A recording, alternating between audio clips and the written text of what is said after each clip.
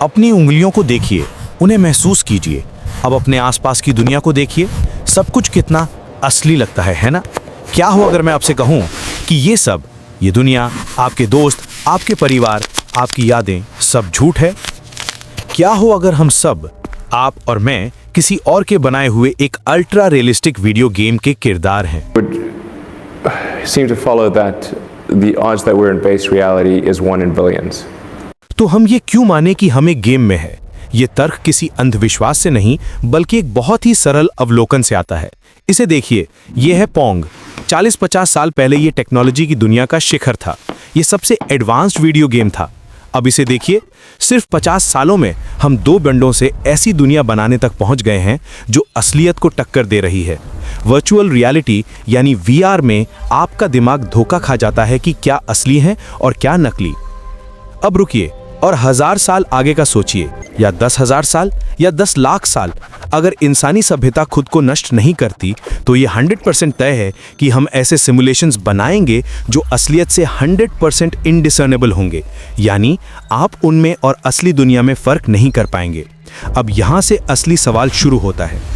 अगर भविष्य में ऐसी हजारों, लाखों या अरबों असली जैसी दुनिया बनाना संभव है, तो गणित और संभावना का नियम ये कहता है कि ब्रह्मांड में असली दुनियाओं की तुलना में नकली दुनिया अरबों गुना ज्यादा होंगी। तो इस बात की क्या संभावना है कि हम, आप और मैं उन अरबों नकली दुनियाओं में से किसी एक में ना होकर उस एक अकेली असली दुनिया में है? संभावना अरबों में 1 है। एलन मस्क का तर्क यही है। ये मानना ज्यादा तार्किक है कि हम पहले ही किसी और के बनाए गेम का हिस्सा हैं। ये सिर्फ मस्क का विचार नहीं है, ये ऑक्सफोर्ड के दार्शनिक निक बोस्ट्रम के 2003 के प्रसिद्ध सिमुलेशन तर्क पर आधारित है। बोस्ट्रम चाहते हैं कि मानवता के भविष्य के लिए इन 3 में से कोई एक बात तो सच होनी ही चाहिए, और ये एक तार्किक मजबूरी है। रास्ता 1, विनाश, यानी हम इंसान इतने एडवांस होने से पहले ही खुद को खत्म कर लेंगे। किसी परमाणु युद्ध, महामारी या क्लाइमेट चेंज से हमारा गेम ओवर हो जाएगा। रास्ता 2, रुचि का अभाव, यानी हम टेक्नोलॉजी में एडवांस तो हो जाएंगे, लेकिन हम ऐसे सिमुलेशन नहीं बनाएंगे। शायद ये हमें नैतिक रूप से गलत लगेगा, या हम किसी और चीज में व्यस्त हो जाएंगे। हम इतने ताकतवर होकर भी बोरिंग हो जाएंगे। रास्ता 3, हम सिमुलेशन में है। अगर पहला और दूसरा रास्ता गलत है, यानी हम खुद को खत्म नहीं करते और हमारी रुचि भी बनी रहती है, तो ये 100% तय है कि भविष्य में अरबों खरबों सिमुलेशंस बनेंगे। और अगर ऐसा होता है तो गणित कहता है कि हम लगभग निश्चित रूप से उन्हीं में से किसी एक सिमुलेशन में हैं। तो आप चुन लीजिए, या तो हम विलुप्त होने वाले हैं, या हम बोरिंग हो जाएंगे, या हम पहले से ही एक प्रोग्राम है। आपको कौन सी संभावना सबसे ज्यादा तार्किक लगती है?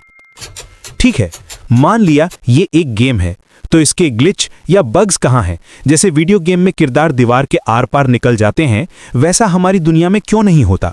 वैज्ञानिकों को कोई पक्का सबूत तो नहीं मिला है, लेकिन हमारी भौतिकी में कुछ चीजें इतनी अजीब हैं कि वो गेम के नियमों जैसी लगती हैं। सुराह नंबर 1, द ऑब्जर्वर इफेक्ट। ये विज्ञान का सबसे बड़ा रहस्य है।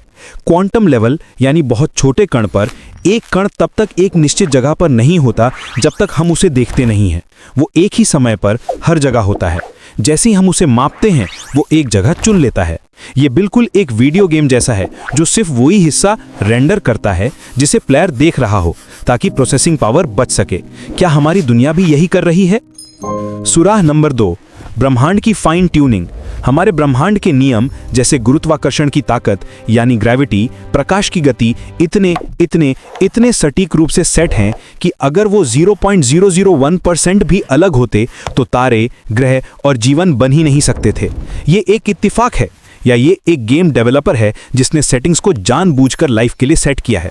सुराह नंबर 3, ब्रह्मांड के पिक्सल। कुछ वैज्ञानिकों ने यह भी प्रस्ताव दिया है कि अगर हम स्पेस टाइम को बहुत ज्यादा जूम करें तो शायद हमें पिक्सल मिल जाएं, एक सबसे छोटी अविभाज्य दूरी जिसे प्लैंक लेंथ कहते हैं। अगर स्पेस टाइम स्मूथ ना होकर एक ग्रिड जैसा है तो यह सिमुलेशन का सबसे बड़ा सबूत होगा। अब हम रैबिट होल में और भी गहराई तक उतर रहे हैं। अगर हम सिमुलेशन में हैं तो हमारा क्रिएटर कौन है? क्या वो इंसान है? या जैसा कि आप में से कुछ सोच सकते हैं कि क्या असली इंसान के 4 पैर होते हैं और हम सिर्फ एक क्या होता अगर वाला प्रयोग हैं? क्या होता अगर इनके 2 पैर होते और ये कैसी सभ्यता बनाते? और क्या हो अगर हमारा क्रिएटर खुद एक सिमुलेशन में हो? ये माइनक्राफ्ट के उस गेमर की तरह है जिसने गेम के अंदर ही रेडस्टोन का इस्तेमाल करके एक और कंप्यूटर बनाया और उस पर एक और गेम चला दिया। हम भी एक अंतहीन लूप का हिस्सा हो सकते हैं। ये हमें सबसे डरावनी थ्योरी पर लाता है, एआई का अंतहीन चक्र। इसे बहुत ध्यान से सुनिए। स्टेप 1, इंसान एक सुपर एडवांस्ड एआई बनाते हैं। स्टेप 2, वो एआई इतना होशियार हो जाता है कि वो इंसानों पर हावी हो जाता है, उन्हें खत्म कर देता है। स्टेप 3, अब वो एआई अकेला ये समझने के लिए कि वो कहां से आया, अपने इतिहास का एक हाइपर रियलिस्टिक सिमुलेशन बनाता है। स्टेप 4, उस सिमुलेशन में वो हमें बनाता है। स्टेप 5, और अब हम उस सिमुलेशन के अंदर फिर से एक सुपर एडवांस्ड एआई बनाने की कगार पर है।